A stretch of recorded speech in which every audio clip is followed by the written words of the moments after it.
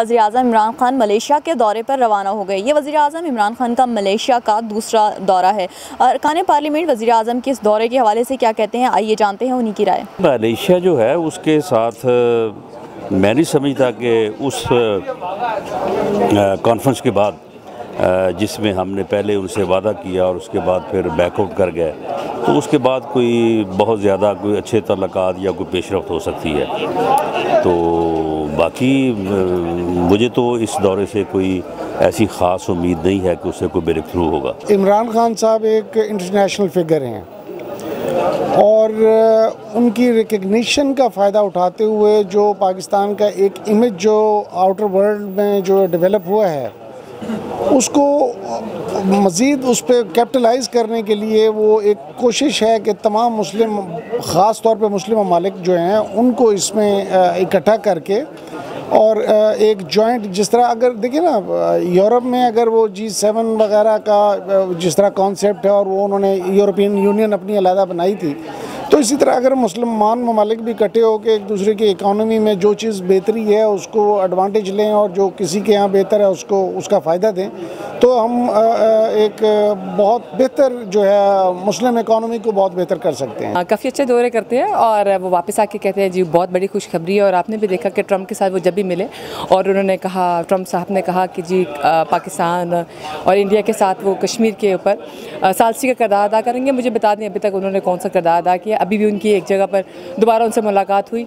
तो मुझे आप खुद बता दें इन दौरों से ये वही लोग हैं, ये वही इमरान खान साहब हैं, नियाज़ी साहब सॉरी, जो दौरों के ऊपर बहुत सी बातें किया करते थे और उन्होंने कहा था जी मैं कभी भी कमर्शियल फ़्लाइट्स पर कमर्शियल फ़्लाइट्स पर दूसरी फ़्लाइट्स पर नहीं जाया करूँगा। तो मुझे लगता है ये आम से दौरे, ये जो आवाम को दौरे मिल रहे हैं ना, ये वही दौरे और कुछ दौरे नहीं। पिछली दफ़ा तो दौरा कैंसिल कर दिया था, अब इस दफ़ा जाते हैं, उनके आने पे पता लगेगा किस हद तक ये दौरा मकबूल रहा है और किस हद तक फ़ायदा मिलेगा पाकिस्तान को। और इसके साथ साथ आप देखिए कि यहाँ तो पाकिस्तानी कौम आया दिन परेशान है और यहाँ तनख्वाहों में बड़े अफसोस से कहना पड़ता है कि कहते हैं पार्लियामान के मेंबर्स की तनख्वाहों में इजाफ़ा और वज़ीर-ए-आज़म, सदर और चेयरमैन सेनेट की तनख्वाहों में भारी इजाफे की जो बात की जा रही थी वो गलत है। मलेशिया के साथ ताल्लुकात को बेहतर होते हुए मेरे ख़्याल से बहुत बड़ी कोशिश की ज़रूरत होगी, इसलिए कि एतमाद की शायद कमी है, एतमाद का फुक़दान है। इससे पहले हमारी ही वज़ीर-ए-आज़म के मशवरे पर बहतर साहब ने एक कॉन्फरंस का इनेकाद किया। टर्की, ईरान, बहुत सारे मुस्लिम ममालिक उसमें शामिल हुए और फिर लास्ट मिनट हम उससे बैकआउट हो गए। तो ज़ाहिरी बात है कि हमारे उस फ़ैसले को मलेशिया ने, टर्की ने, ईरान ने, हमारे उस फ़ैसले को उन्होंने ज़्यादा कोई अच्छा नहीं समझा। ये जाएँ, अल्लाह करे कोई बेहतर पाकिस्तान के लिए कुछ करके आए। लेकिन ये पहले भी गए थे, अमेरिका से वर्ल्ड कप जीत के आए थे।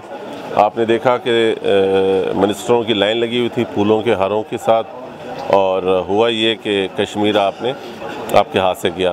तो मैं नहीं समझता कि ये कुछ ऐसा करके आएंगे कि पाकिस्तानी अवाम अपना सर फ़ख्र से बुलंद करेंगे हमारा प्राइम मिनिस्टर। तो जिसके मिनिस्टर ख़ुद कह रहे हो कि इमरान खान चर्च के ऊपर और उसके ऊपर, तो इनसे तवक्को रखना भी बेवकूफ़ी है। वज़ीर-ए-आज़म इमरान खान के दौरे मलेशिया पे बाज़ अरकान पार्लियामेंट का कहना है कि दौरा दोनों ममालिक के दरमियान बाहिमी ताल्लुकात बेहतर करने के लिए अच्छा साबित होगा, जबकि बाज़ अरकान पार्लियामेंट का कहना है कि वज़ीर-ए-आज़म का ये दौरा बाकी दौरों की तरह भी बेकार रहेगा। कैमरामैन आबिद अली के साथ सुमेरा सलीम, पार्लियामेंट हाउस, इस्लामाबाद।